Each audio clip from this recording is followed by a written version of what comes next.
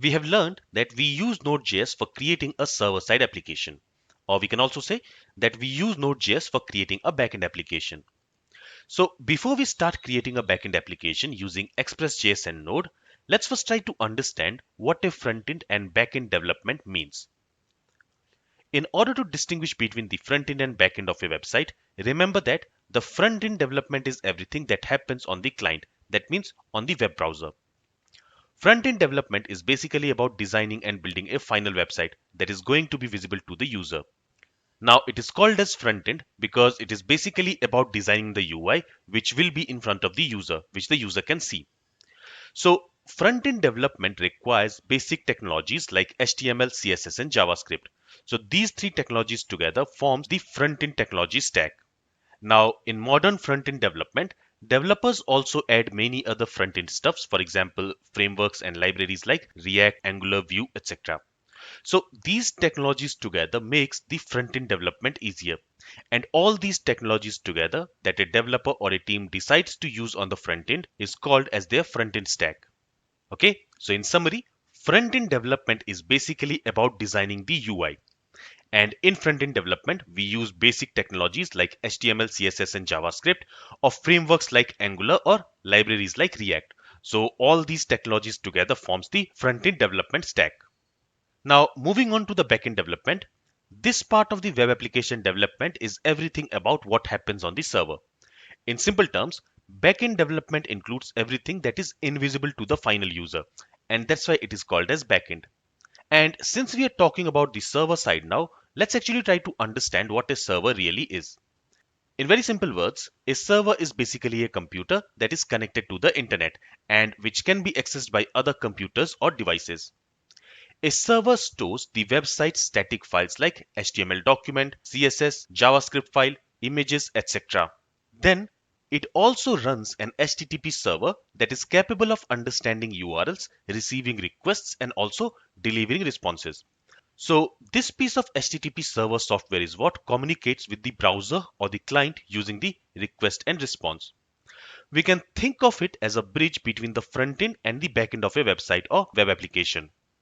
Now, this is a very simple server which is simply hosting static files, and that's why such servers are called as static servers, because all this server is going to do here is it is going to serve static files to the client via HTTP.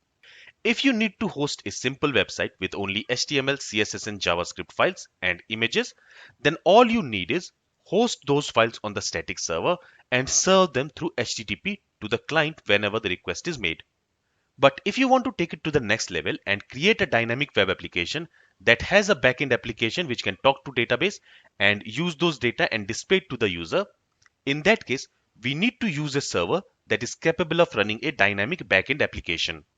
This backend application contains the code for processing data which we receive from the front end and also for handling the requests and sending responses, apart from many other things. Now, these backend applications are created using backend technologies like PHP, ASP.NET, or Node.js, or any other backend technology. So now, this server is a dynamic server. On this server, we have our backend application running. We also have an HTTP server and of course the website files. And all of them now are talking to each other. And in some cases, that's all we need for our application. Now, if the term static and dynamic is confusing for you, then don't worry, we will talk about it in great detail in the next lecture. Now, usually, when we build a dynamic website, we also use a database. This database can be accessed right from our backend application. So, backend application also contains the code to fetch data from the database, add, update, or delete data in the database, and so on. In the database, we store information like user or product details, application data, or some text to fill up the website templates. So keep in mind that in any serious web application, there will always be a database which stores application related data.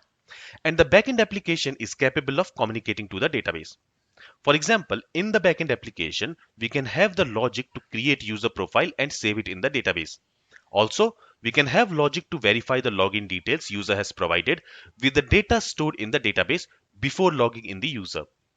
We can have logics for sending emails, handling payments, retrieve and send requested data from the database to the client, manipulate data in the database, and so on.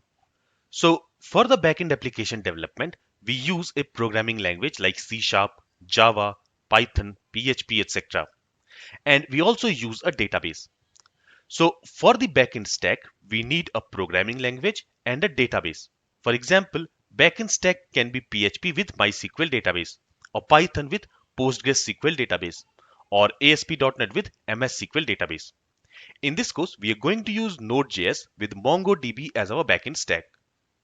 Now, we learned about front-end stack and back-end stack, but you might have also heard about the term full stack. So what do we mean by full stack? Full stack simply means front-end plus back-end together. So when somebody says he's a full stack developer, that means he's working on both front-end stack and back-end stack development. In simple words, developer who work both on front-end development with HTML, CSS and JavaScript or framework like Angular or React, and also on the back-end development using one of the back-end technologies, they can call themselves as full stack developer. So full stack is nothing but a combination of front-end and back-end development. Alright, so I hope with this lecture, now you have a basic understanding of what is front-end and back-end development and which technology constitutes the front-end stack and which technology constitutes the back-end stack. In the next lecture, let's talk about static and dynamic websites and let's also learn about web APIs. This is all from this lecture. Thank you for listening and have a great day.